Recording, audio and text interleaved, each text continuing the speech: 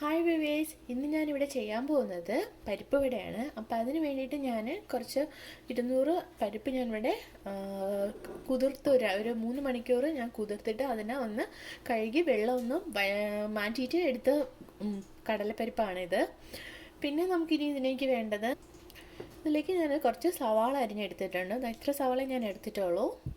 കുറച്ച് സവാള ചെറുതായിട്ട് അരിഞ്ഞെടുത്തിട്ടുണ്ട്. പിന്നെ ഇതിലേക്ക് വേണ്ടിയിട്ട് ഞാൻ കുറച്ച് കുഞ്ഞുള്ളി ഞാൻ അരിഞ്ഞെടുത്തിട്ടുണ്ട്. ഒരു 3 മീഡിയം സൈസ് കുഞ്ഞുള്ളി ഞാൻ അരിഞ്ഞിട്ടുണ്ട്. കുറച്ച് ഇഞ്ചി, ഒരു 6 വറ്റൽമുളക്, കുറച്ച് കറിവേപ്പില, ഇത്രയും ഞാൻ എടുത്തിട്ടുണ്ട്. നമുക്കപ്പോൾ കടലപ്പരിപ്പ് ഒന്ന് മിക്സിയിലിട്ട് അരിച്ചെടുക്കാം. അപ്പോൾ അരിച്ചെടുക്കുന്നതിന് മുന്നേ ഞാനിതിൽ നിന്ന് കുറച്ച് കടല ഇങ്ങനെ മാറ്റുവാണ് ഒരു പ്ലേറ്റിലോട്ട്. ഇതാ ഇത്രയ്ക്കും വേണ്ടി ഞാൻ മാറ്റിയിട്ടുണ്ട്. നമുക്കിപ്പോൾ കടലപ്പരിപ്പ് ജാറിലേക്ക് ആഡ് ചെയ്ത് കൊടുക്കാം. കുറേശ്ശെ എടുത്ത് ആഡ് ചെയ്ത് കൊടുക്കാം. നമുക്കിനി ഇതിലേക്ക് കുറച്ച് ഉപ്പ് ആഡ് ചെയ്ത് കൊടുക്കാം.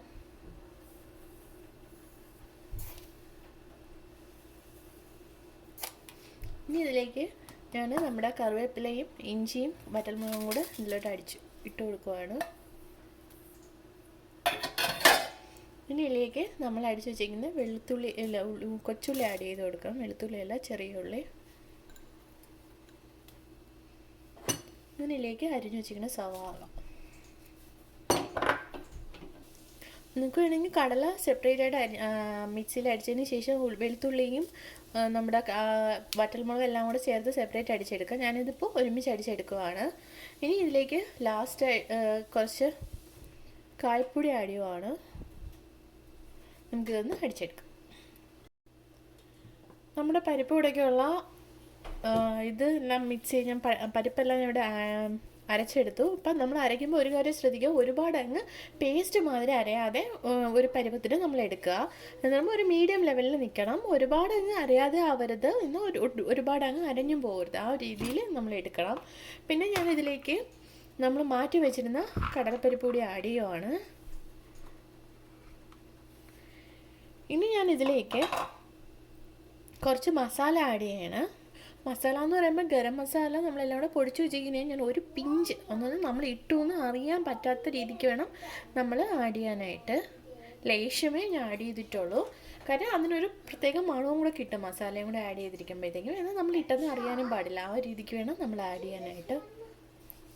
നമുക്കിനി ഇതെല്ലാം കൂടി ഒന്ന് കുഴച്ചെടുക്കാം. നമ്മുടെ ഒന്ന് മിക്സ് ചെയ്തെടുക്കാം.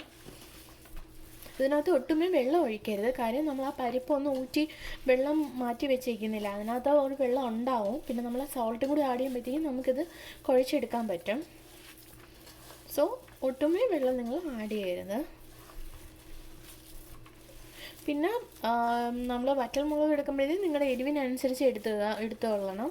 കാര്യം എന്ന് പറഞ്ഞാൽ ഞാൻ കുറച്ച് ഇവിടെ എടുത്തിട്ടുള്ളൂ. കാര്യം കുട്ടികൾക്കൊക്കെ കൊടുക്കണമെങ്കിൽ അവർക്ക് എരിവുണ്ടെങ്കിൽ അവർ കഴിക്കത്തില്ല. സോ അതുകൊണ്ട് ഞാൻ കുറച്ചേ എടുത്തിട്ടുള്ളൂ. ഇവിടെ വറ്റൽമുളക് ഒരു 5 എടുത്തിട്ടുള്ളൂ. ഇത് നന്നായിട്ട് ഇതായി വന്നിട്ടില്ല, എന്നാൽ അറിയാതെ ഇല്ല. ആ ഒരു രീതിക്കാണ് എടുത്തേക്കുന്നത്. ഞാനപ്പോൾ ഒരു പാൻ ചൂടാക്കിയിട്ട് അതിൽ കുറച്ച് എണ്ണ ഒഴിച്ചിട്ടുണ്ട്.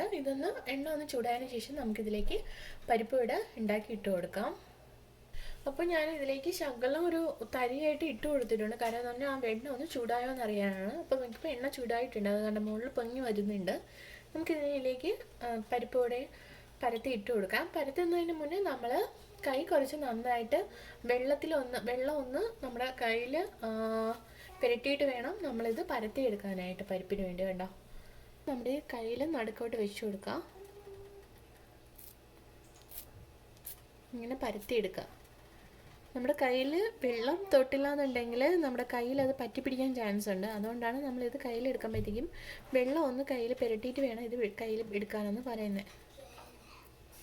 കണ്ടോ, ഷേപ്പിന് നല്ല വിടവൊന്നും വരാതെ എടുക്കുക.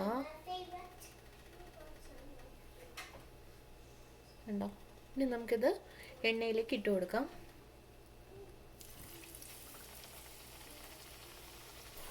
നമ്മൾ പരിപ്പോടേക്ക് പരത്തിയിടുമ്പോഴത്തേക്കും കനം നന്നായിട്ട് കുറച്ച് വേണം പരത്തിയിടാനായിട്ട്. കനം കൂട്ടി നമ്മൾ എണ്ണയിലോട്ട് മൂപ്പിക്കാൻ ഇടരുത്, എന്നാണ് അതിൻ്റെ ഉള്ളിൽ വേഗത്തില്ല പരിപ്പോടേക്ക്. സോ പരത്തി വേണം എടുക്കാനായിട്ട്, കട്ടിയാവാൻ പാടില്ല. നമ്മുടെ പരിപ്പ് കൂടെ അപ്പം നന്നായിട്ട് മൂത്ത് വന്നിട്ടുണ്ട്, കണ്ടോ.